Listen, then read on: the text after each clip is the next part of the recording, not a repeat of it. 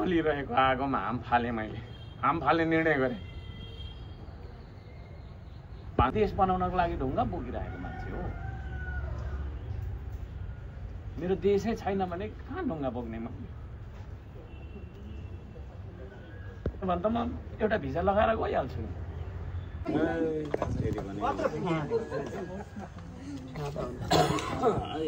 ल एकजनाले चाहिँ यो रेस्टो पक्रेर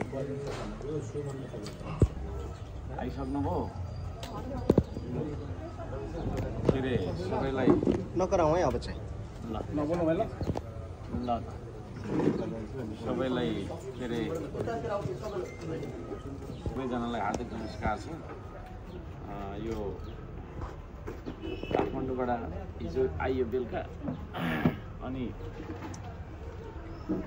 के लिएर आयो त सन्देश के लिएर आयो त कोसेली के लिएर आयो त उपलब्धि भनेर नगरवासी तथा नगर बाहिर पनि अब सामाजिक सञ्जालमा अहिले हाम्रो मास मिडिया सञ्चालन हुँदाखेरि विश्वभर नेपालभरि साथै विश्वभरका शुभचिन्तक समर्थक केही विपक्षी र विरोधी पनि है राजनीतिक हिसाबले हेर्दाखेरि त्यसरी देख्नुपर्छ अब यो समाज सेवा गर्नेको चाहिँ विरोधी र विपक्षी हुँदैनन् राजनीतिमा आउने बित्तिकै चाहिँ भइहाल्छ त्यो प्रतिस्पर्धा हो खेल हो स्वाभाविक रूपमा त्यसलाई चाहिँ नै हामीले मान्नुपर्छ सबैजनालाई मैले सूचित गर्नुपर्छ कि के भयो किन गयो के भयो हो भन्ने चिज अब हामीले देख्दाखेरि मैले बुझ्दाखेरि हैन अब हामी त देश बनाउनलाई दिनभरि ढुङ्गा बोक्ने भयभरको श्रम गर्ने हैन जे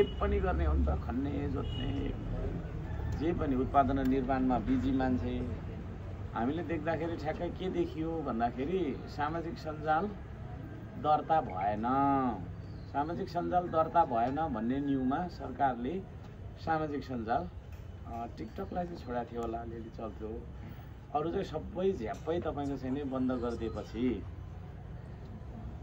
जुन जनमानसमा सबैजनामा आक्रोश होइन मनमा चाहिँ नै रिस सरकारप्रतिको त्यो अलोकप्रिय कदम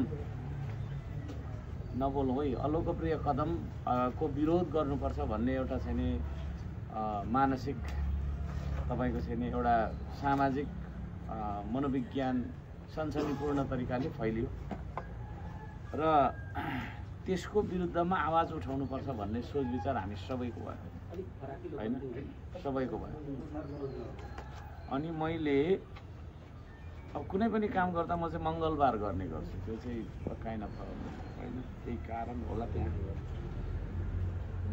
श्रमबार चाहिँ नि पर त्यो उसमा को काम गरेर आएपछि मैले चाहिँ एउटा फेसबुकमा अपडेट लेखेँ कि मङ्गलबार चाहिँ भानुचोकमा म आफै पनि हैन नगरको प्रमुख त हो अब तर यो खालको जनताको बोल्न पाउने अधिकार जानकारी पाउने अधिकार इनफ्याक्ट म आफै पनि फेसबुकबाट हैन अभियान चलाएर मेयर बनेको मान्छे फेसबुकबाट नै मेरो मनका कुराहरू सुनाउँदै आएको हैन त्यही चाहिँ प्रस्तुत गर्दै आएको कारणले फेसबुकै बन्द हुँदाखेरि मलाई अत्यन्तै धेरै सबै अरूलाई पनि घाटा थियो होला मलाई पनि घाटा भयो अत्यन्तै धेरै घाटा भयो त्यसले गर्दाखेरि अब म सांगठनिक हिसाबले सामाजिक हिसाबले राजनीतिक हिसाबले विकासका कुराहरू भए अब जस्तै श्रमदान त कहाँ आज यहाँ श्रमदान गर्ने भनेर लेख्ने ठाउँ त त्यो हो नि त त्यो हेरेर हुनुपर्ने अब त्यो नभइसकेपछि त हाम्रो श्रमदाताहरू पनि कता जाने श्रमदान पनि घट्ने स्थिति भइराखेको हुँदा हैन त्यो श्रमबार पनि त्यति धेरै मान्छे थिएन किनभने बन्द गरिदिएको थियो अब कहाँ हुने कहाँ भेला हुने त्यसले गर्दाखेरि त्यो एउटा जानकारी पाउने जानकारी दिने जुन जनताको अधिकार यो अहिलेको मौजुदा के अरे संविधानको धारा 27 मा राखिएको मौलिक अधिकार त्यही माथि चाहिँ नै अब कुठाराघात हुँदाखेरि त्यसलाई चाहिँ तपाईँको हनन गर्दाखेरि चाहिँ म आफै आन्दोलनमा निस्किनु पर्यो भनेर मङ्गलबार 23 गते हो क्या मङ्गलबार चाहिँ 1 बजेको समयमा मैले चाहिँ नि हैन सबैलाई आह्वान गरेँ त्यो के भन्छ अरे त्यो टिकटकमा र त्यसले केही हदसम्म चाहिँ नि हाम्रो जानकारी पनि भयो होला तर 81 एउटा शब्द आयो आइतबार आएर चाहिँ जेनजी शब्द आयो जेनजीले आन्दोलन गर्ने अरे है भन्ने आयो। अब यो जेनजी भन्ने शब्द अब जेनेरेसन जी होइन, जेनेरेसन भनेको पुस्ता। एबिसिडीलाई गन्दाखेरि अमेरिकन अल्फाबेट गन्दाखेरि चाहिँ हामी चाहिँ ब्रिटिस अल्फाबेटमा चाहिँ जेड भन्छौँ, XYZ भन्छौँ। अमेरिकन अल्फाबेटमा चाहिँ XYG भन्छ। अनि जेनेरेसन जी होइन, जेनजी।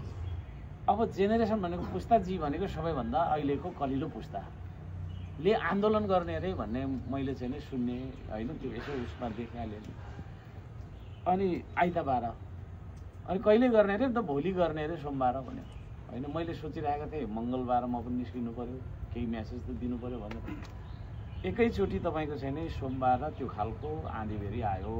आएपछि अब स्कुलकै ड्रेसमा नानीहरूलाई बोलाइएको थियो त्यहाँ होइन। मैले बुझ्दा स्कुलको ड्रेसमा नानीहरूलाई बोलाएर अगाडि सहार्ने है, जेनजी सबै विद्यार्थीहरू भयभरको सबै जानुपर्छ भन्ने खालको।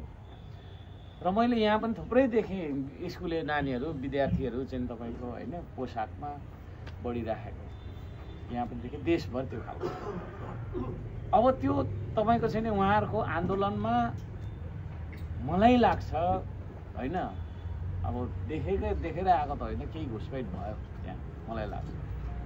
त्यस पछाडि तपाईँको चाहिँ नि टाउकोमा गोली हानेर विभत्स किसिमले होइन, अत्यन्तै निन्दनीय र पाशविक किसिमले चाहिँ नि विद्यार्थीहरूको हत्या भइसकेपछि यति धेरै तपाईँको चाहिँ नि होइन सबै मान्छे आतङ्कित, सबै मान्छे आक्रोशित र आन्दोलित भने त्यसको कुनै सीमै छैन होइन। सबै मान्छे रिसाउने, रुने, रिसाउने, अब खतम बनाउनुपर्छ भन्ने खालको चाहिँ तपाईँको चाहिँ त्यो माहौल बनेको मलाई चाहिँ होइन महसुस भयो।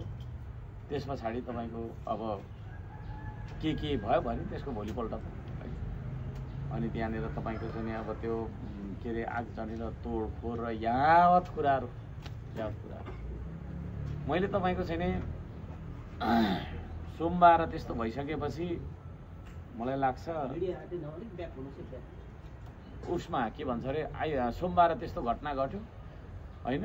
मङ्गलबार 23 गते चाहिँ मैले चाहिँ नि धरान उपमहानगरपालिकाको लेटर प्याडमै होइन त्यो तपाईँको चाहिँ नि विद्यार्थीहरूमाथि त्यस्तो खालको गरिनु हुँदैन, उनीहरूको चाहिँ नि होइन के भन्छ अरे आत्माले शान्ति पाओस् भन्ने किसिमले चाहिँ मैले एउटा विज्ञप्ति पनि रिलिज गरेँ र शोक बिदा दिनुपर्छ यो खालको विषम परिस्थितिमा मैले होइन निर्णय पनि गरेर त्यो मैले रिलिज गरेँ।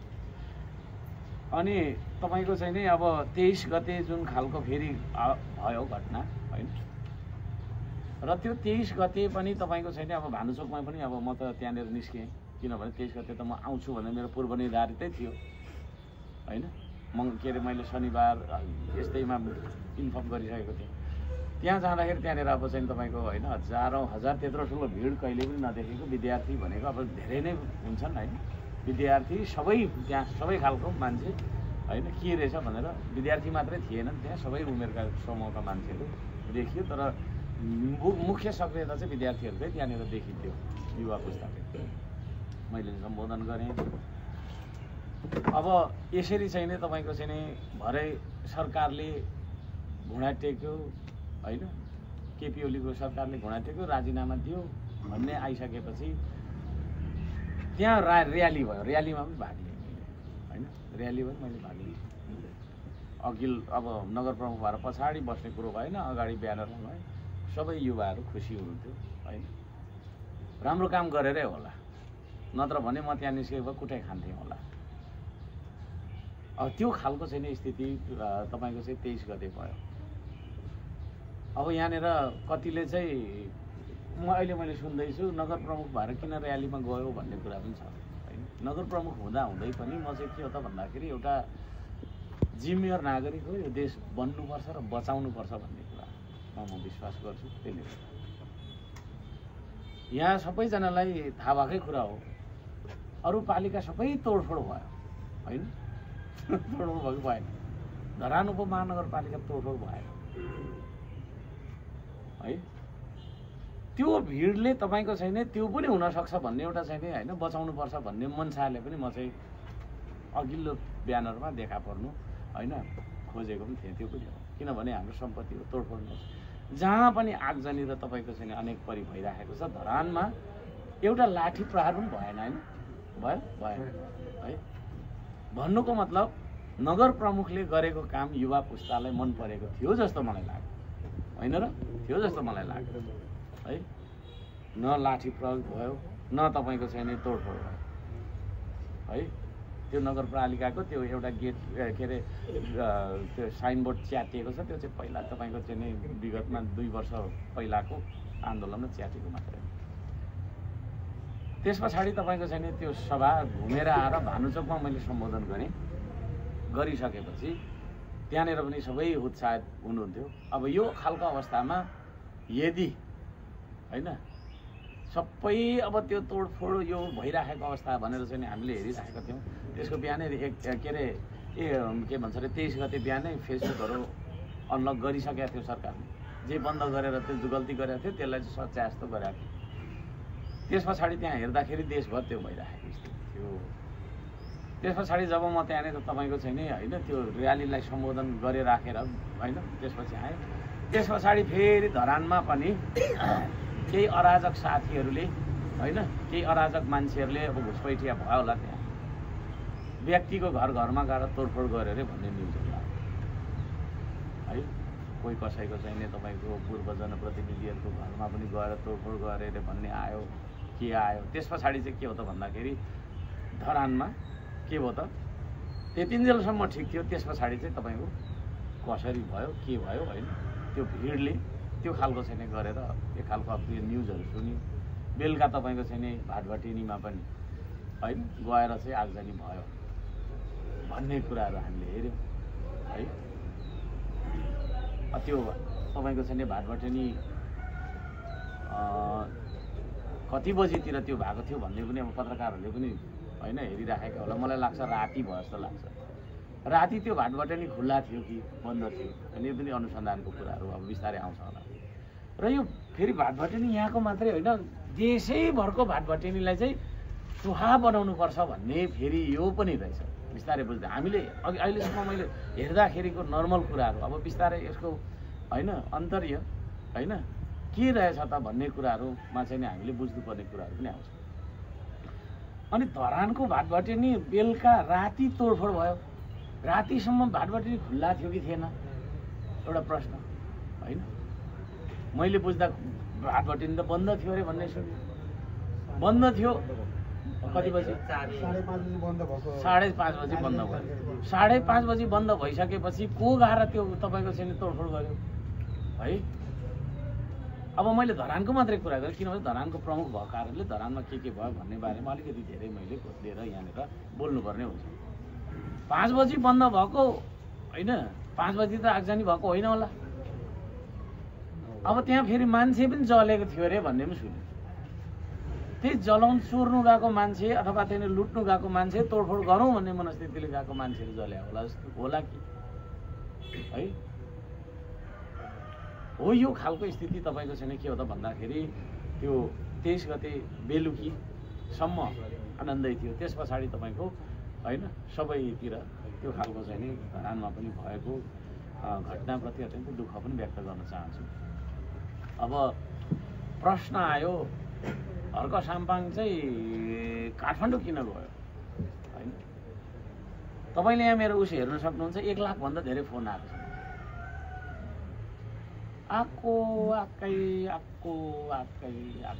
आकै के भन्छ त्यो सबैले भन्दाखेरि अब देशमा विदेशीले यतिखेर टेक ओभर गर्न सक्ने सम्भावना छ के गर्ने अब सबै नेताहरू भागाभाग राक्तम्य कोही तपाईँको चाहिँ नि बागमतीमा कुटाइ खाँदै गरेको कोही कहाँ के तहस नहस पार्टीको कार्यालय तहस नहस होइन अब को आउने त को शक्ति आउने त त्यहाँ कोही छैन है कसले गरेको कसरी भयो भन्ने बारेमा कसैलाई त्यतिखेर तात्कालीन थाहा नभएको स्थिति होइन त्यत्रो मान्छेहरूले भनिसकेपछि मलाई यसो लाग्यो होइन म त यो देश बनाउन आएको मान्छे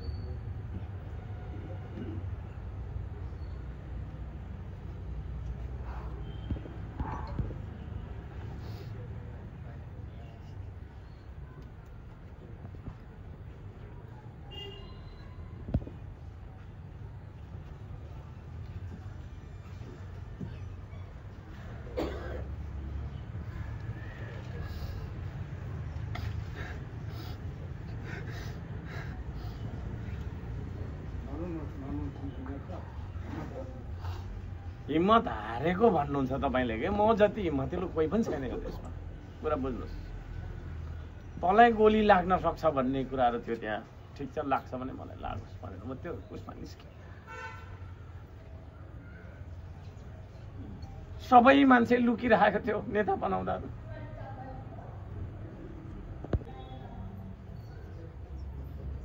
सबै मान्छे घरमा लुकिरहेको बेलामा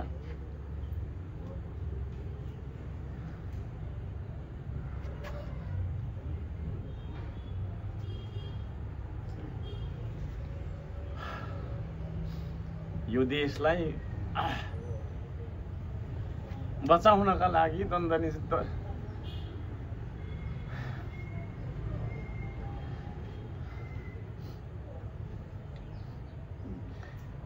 बलिरहेको आगोमा हाम फाले, मैले हाम फाले निर्णय गरेँ होइन।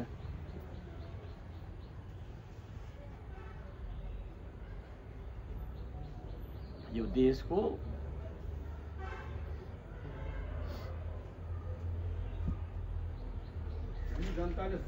नबोल्नु न दाइ, नबोल्नु न तपाईँ, नबोल्नु न। थाहा छ मलाई, सबैको मलाई थाहा छ, तर यो कुरालाई व्यक्त गर्दाखेरि त्यति इजी छैन के, त्यसले गर्दा हो। मलाई कसैको साथ नभएको, डर लागेको भन्ने कुरै होइन। त्यस्तो डरपोक मान्छे भए त्यसरी जान्छ? जाँदैन नि।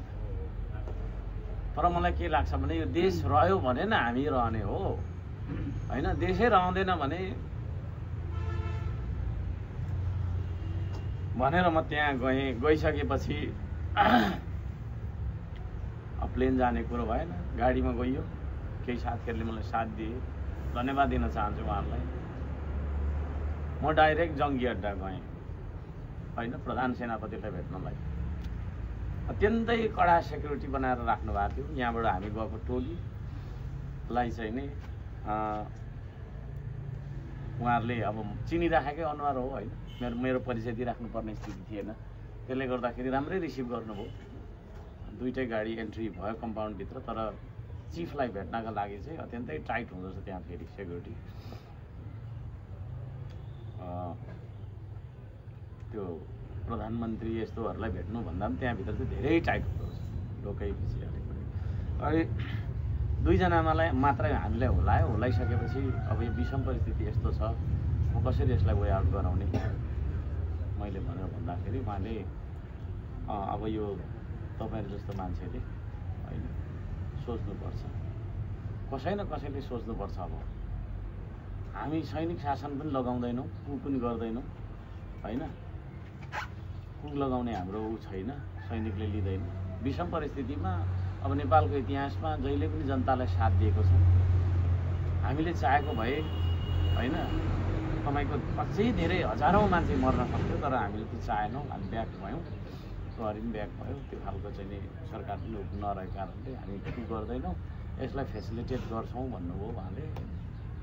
अनि त्यसमा चाहिँ नि त्यहाँनिर अब केही मान्छेहरूको नामहरू आयो, त्यो चिज हो। अनि त्यस पछाडि अब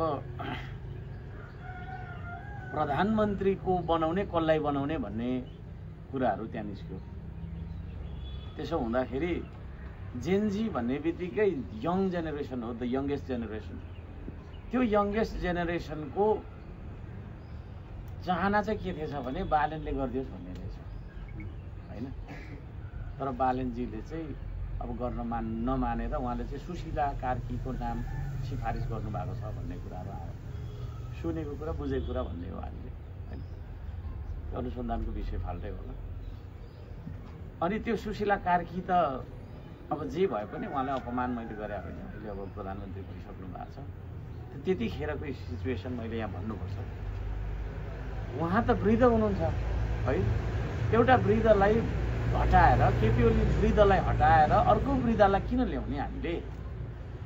जेनजी भन्नुको मतलब यङ्गेस्ट जेनेरेसनको म्यान्डेट त यङ मान्छेले चलाओस् है, बालेनले चलाउँदैन भने हर्क साम्पाङले चलाओस् भन्ने त्यहाँनिर चाहिँ के हो त भन्दाखेरि ऊ भयो है, माहौल क्रिएट भयो। फोन आएकै तपाईँले गर्नुहुन्छ देश विदेशबाट यतिकै है, असिना वर्ष जस्तो फोन आएको अब म एउटा सानो मान्छे हुँ है, तर साहसी मान्छे चाहिँ हुँ, साहसी मान्छे चाहिँ हुन्छ। तपाईँहरूले भन्नुहुन्छ भने म अगाडि बढ्छु भनेर मैले त्यहाँ भन्दाखेरि अब त्यो तपाईँको छैन एक खालको त्यहाँनिर आवाजहरू उठ्यो, आन्दोलन सान्दोलन केहरू खोज्यो, त्यहाँ अझै जेन्जी बिच पनि कुटाकुट भएको स्थितिहरू थियो। र तमाम जेन्जीले के भन्न थाले भन्दाखेरि अब यिनै प्रसङ्गहरू राखेर अब पत्रकारले अब प्रश्न सोध्ने कुरो भइगयो। पत्रकारदेखि कहिले लुकेर हिँड्ने मान्छे म होइन। त्यसले गर्दाखेरि मैले नि केही उत्तरहरू दिएँ, त्यसले गर्दाखेरि पनि झन् माहौल अर्कै किसिमले तातिन थाल्यो। त्यहाँ हामी फेरि सडकमा आउँछौँ होइन, त्यो 2-4जनाले मान्छेले त्यहाँनिर गएर चाहिँ नि होइन हामी जेन्जी हौँ भनेर, जो चाहिँ हिजो हेल्परको रूपमा थियो त्यसले चाहिँ होइन तपाईँको चाहिँ नि यो गरिरहेको छ, यो चाहिँ हुँदैन होइन, यसले हुँदैन। त्यसले गर्दाखेरि त्यो के भयो त्यो गर्नु, त्यसले गर्दाखेरि हामी यो रियल जेन्जी भन्दै त्यहाँ आउने तपाईँको पूर्वदेखि पश्चिमका भाइहरू होइन साथीहरूको भिड यति लाग्यो, हामी सडकमा फेरि आउँछौँ भन्नु। तर मैले के चाहेँ भन्दाखेरि अब सडकमा फेरि मान्छे आएर फेरि नै त्यही खालको कुटाकुटको स्थिति, अहिले भर्खर हिजो मात्रै आगजनी र त्यत्रो भइरहेको छ क्षति होइन, सडकको रगतका टाटाहरू तपाईँको चाहिँ नि पखालिएको छैन, फेरि अर्को खालको स्थिति आउँछ भनेर मैले आम नट रेडी फर दिस होइन, यो चाहिँ म तपाईँहरूले गर्नु दिन्न भनेर मैले भनिसकेपछि होइन उहाँहरू चाहिँ अब मथर हुँदै जानुभयो र पनि त्यो खालको एउटा ऊ चाहिँ थियो। र यसरी चाहिँ अब स्थितिहरू त्यो भएको छ। अब प्रधानमन्त्री बन्न गयो यो भनेर कतिले मलाई भनिराख्नु भएको छ। 3 करोड नेपालीमा हर्क साम्पाङ मात्रै हो यस्तो खालको चाहिँ विषम परिस्थितिलाई म ह्यान्डल गर्छु भनेर आँट गरेर जाने मान्छे। यो चाहिँ बुझ्नुहोस् तपाईँहरूले, मलाई प्रधानमन्त्री बनाउने मलाई के बनाउने भन्ने कुरा होइन। म त यो देश बनाउनको लागि ढुङ्गा बोकिरहेको मान्छे हो। मेरो देशै छैन भने कहाँ ढुङ्गा बोक्ने म भने त म एउटा भिजा लगाएर गइहाल्छु होइन।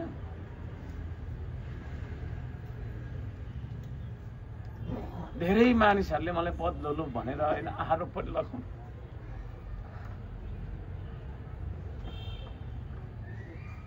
खिचिटिउरी गर्नुभयो। तर सच्चा नेपालीहरूको साथ मलाई रहिराखेकै छ। अब त्यहाँ सरकार कसरी गठन भयो भन्ने बारेमा पनि मैले अलिकति भन्नुपर्छ। त्यहाँ चाहिँ नेम लिस्ट अलरेडी रहेछ होइन, को प्रधानमन्त्री बन्नुपर्ने को के बन्नुपर्ने भन्ने नेम लिस्ट अलरेडी रहेछ। त्यहाँ यो जनमत यो जनताले तपाईँको हराएर पठाएको, जनताले गरेर के अरे तपाईँको चाहिँ पठाएको आन्दोलन जुन गर्यो जनता, त्यतिकै सडकमा किन आयो त? त्यतिकै त आएन होला होइन, मजा गर्नलाई आयो, यसो रमाइलो गरौँ, जाउँ न त त्यहाँ तोडफोड गरौँ, जाउँ त्यहाँ एक गोली थापिदिउँ भनेर त आएको होइन होला। त्यो तमाम युवा पुस्ता त्यो तपाईँको समाजमा चाहिँ एउटा के थियो भन्दाखेरि नयाँ परिवर्तन हुन्छ, नयाँ परिवर्तनको लागि गर्ने हो भनेर चाहिँ तपाईँको छैन उहाँहरू निस्किनु भएको होला है। अब प्रदर्शनको क्रममा सिंहदरबारसम्म जल्यो होइन, तपाईँको चाहिँ सर्वोच्च अदालत अब केही पनि रहेन है, केही पनि रहेन।